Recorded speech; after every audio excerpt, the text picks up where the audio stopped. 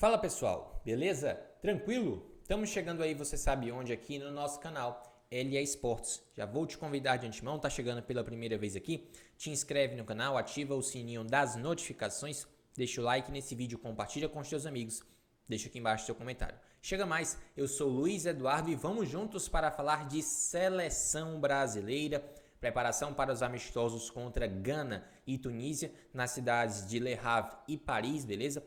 E todos os detalhes a gente vai trazer aqui no canal, tá? Eu gostaria de trazer para vocês inicialmente o time que foi escalado pelo Tite no treino de ontem, terça-feira, tá? No caso ele mandou a campo, como a gente já debateu aqui um pouco falando sobre a própria convocação em si, o que a gente vai trazer para vocês? O plano geral e especialmente os setores que ele claramente apresenta alguma dúvida entre quem vai ser o titular. Mas obviamente a gente sabe que dentre as opções que ele levou para esse amistoso, não estão descartados nomes que estão de fora dessa lista, tá?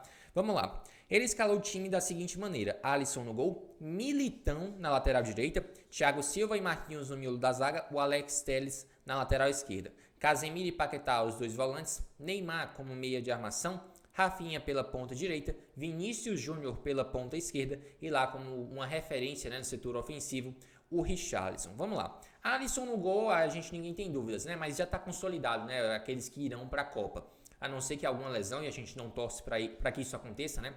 Para acontecer alguma mudança, né? No caso, o Alisson já está definido. Militão na lateral direita, aí vem uma surpresa interessante, até porque o Danilo foi o único lateral convocado, tá? E o que a gente vai dizer? O Militão, ele diferentemente do Marquinhos, do próprio Thiago Silva, ele já é um zagueiro com características de mais velocidade, tá? E isso até o credencia a atuar, né, para que ele atue como um lateral direito. Por vezes recompondo, e aí onde é que eu vejo? Uma linha de 4 com o Militão, Thiago Silva, o Marquinhos e também com o Alex Telles, o que ele vai fazer? A gente sempre defende aqui dentro desse espaço o equilíbrio. E, claramente, o Tite também vai adotar essa estratégia na seleção. Como assim? Se pelo lado esquerdo ele tem um cara com características ofensivas, como é o Alex Telles, então ele vai utilizar aquilo que ele tem de melhor, ou seja, as características ofensivas. Então, ele avança o Alex Telles numa fase ofensiva, transformando num meia, quem sabe até num ponto, dependendo de como o Vinícius Júnior estiver, né, envolvido com a partida.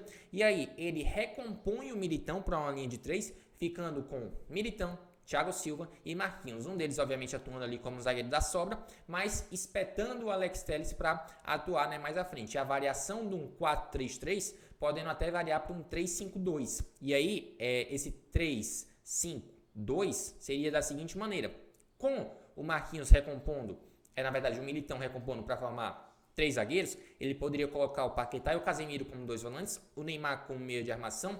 O meia pela direita podia até ser o próprio Rafinha, né, recompondo ali, se transformando num meia, ou ele poderia colocar um outro ponto, seja o Antony, o Rodrigo, e no caso, o meia pelo lado esquerdo poderia ser o próprio Alex Telles ou até o Vinícius Júnior recompondo. E aí ele teria que sacar alguém, justamente por uma necessidade, vamos supor, o Brasil está precisando, né, de mais presença ofensiva.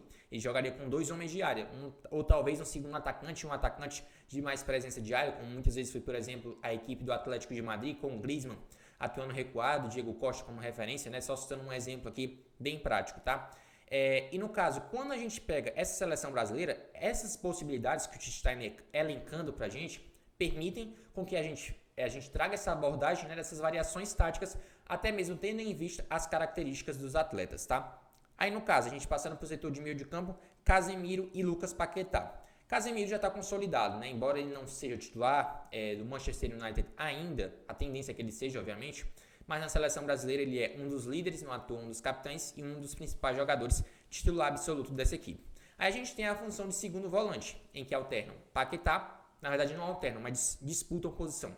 Paquetá, Bruno Guimarães e também o Fred. E assim, analisando, né, essas opções que no caso o Tite tem, o Paquetá, ele é melhor que o Fred na minha percepção. O Bruno Guimarães é que disputaria com o Paquetá, isso na minha leitura, na minha visão. E aí o que a gente interpreta? Por que ele está optando nesse momento pelo Paquetá?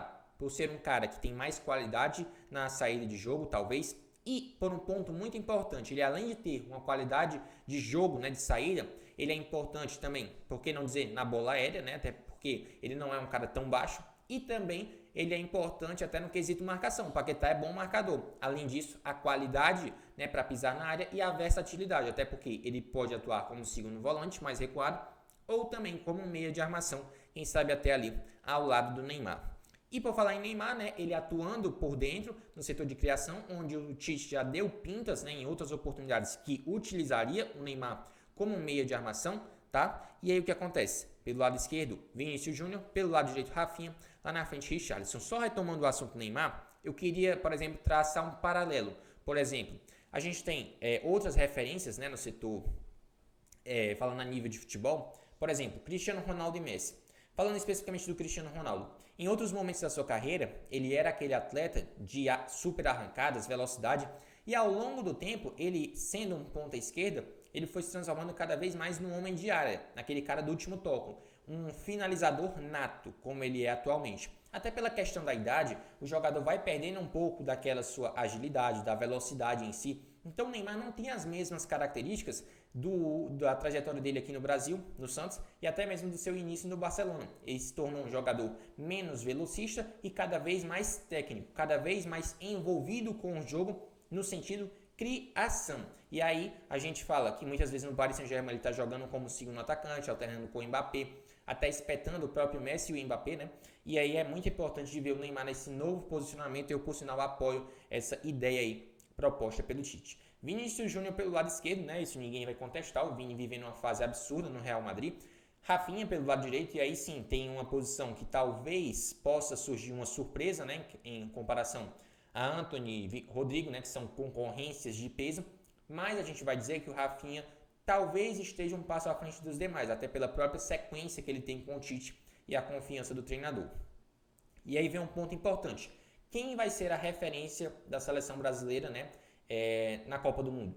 A gente tem algumas opções para destacar. Além, no caso do Richarlison, que foi testado, tem também o Roberto Firmino, que foi convocado, tem o Matheus Cunha, que foi convocado, o Pedro, né?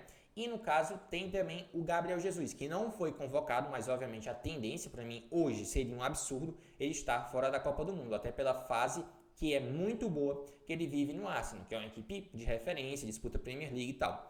O Richarlison, ele é um atacante de que tipo de característica? É aquele cara de área mesmo, para estar próximo aos zagueiros, né? Se é aquele cara do cabeceio, né? Da própria força física de fazer o pivô? Não, essas características são do Pedro.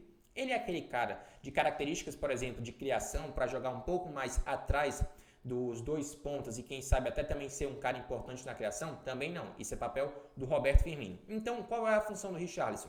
Ele é um cara muito versátil, que pode atuar pelos lados ou propriamente como um homem de referência, né? Como ele está atuando nesse esquema. E o que a gente vai dizer? Que o Richarlison ele vai ser aquele cara de muita movimentação naquele setor, do setor ofensivo, mas sem deixar de ter a presença de área. Então ele é um cara mais versátil nesse setor, a gente pode dizer assim. Eu não vou dizer que ele é um cara da criação. Ele sim vai ser aquele cara do último toque, né, para colocar a bola para o fundo das redes, mas ao mesmo tempo ele pode até confundir a marcação, porque ele é um atacante de velocidade e por já ter atuado pelos lados, não só na equipe do Everton, como no Watford, como em outras equipes que ele passou, como é o caso do Fluminense, ele sem dúvidas pode entregar isso para o Tite, tá? Então, basicamente, na formatação da seleção brasileira, eu não sou contra essa formação que ele elencou, mas quem eu utilizaria como teste nesses amistosos contra Gana e Tunísia? O Pedro. Todo mundo quer ver o Pedro, como ele vai se sair e tal. E não é só pela questão da expectativa da torcida, mas ver como ele vai se sair. Claro que Gana e Tunísia a gente não vai comparar aqui, como por exemplo o Brasil enfrentar na Copa do Mundo uma Alemanha, uma França, uma Argentina, uma Holanda, Bélgica, né? Claro que a gente não vai comparar aqui, mas tudo que permeia, né, essa fase de testes, com certeza todo teste é válido. E principalmente com o Pedro, que vive uma fase muito boa no Flamengo, a gente quer ver obviamente ele na seleção brasileira. Ele justamente traz essas características que eu citei. A presença de área, né, incomodando ali os zagueiros, né? Ele vai ser aquele cara com presença para fazer o pivô, todo esse tipo de aparato, né? A gente destaca aqui em relação ao Pedro, tá? Mas no plano geral, eu gostei dessa escalação inicial, até porque Militão, Thiago Silva, Marquinhos, Alex Telles, provavelmente essa pode ser a linha de defesa ou não. A única dúvida em comparação a isso, como eu citei, é saber se o Danilo joga ou não, até porque ele também vem jogando como terceiro zagueiro, tá? Então as possibilidades para a utilização de um sistema de 3, espetando um lateral esquerdo, especialmente na saída de bola, elas são muito grandes, especialmente, né, por aquilo que a gente vê na lista de convocados. No setor de meio de campo, praticamente definido, a única dúvida em comparação à figura do segundo volante. E no setor ofensivo, praticamente definido os pontos, a questão é quem vai ser o homem de referência da seleção brasileira. E no gol também não tem dúvidas, o Alisson vai ser o titular, tá?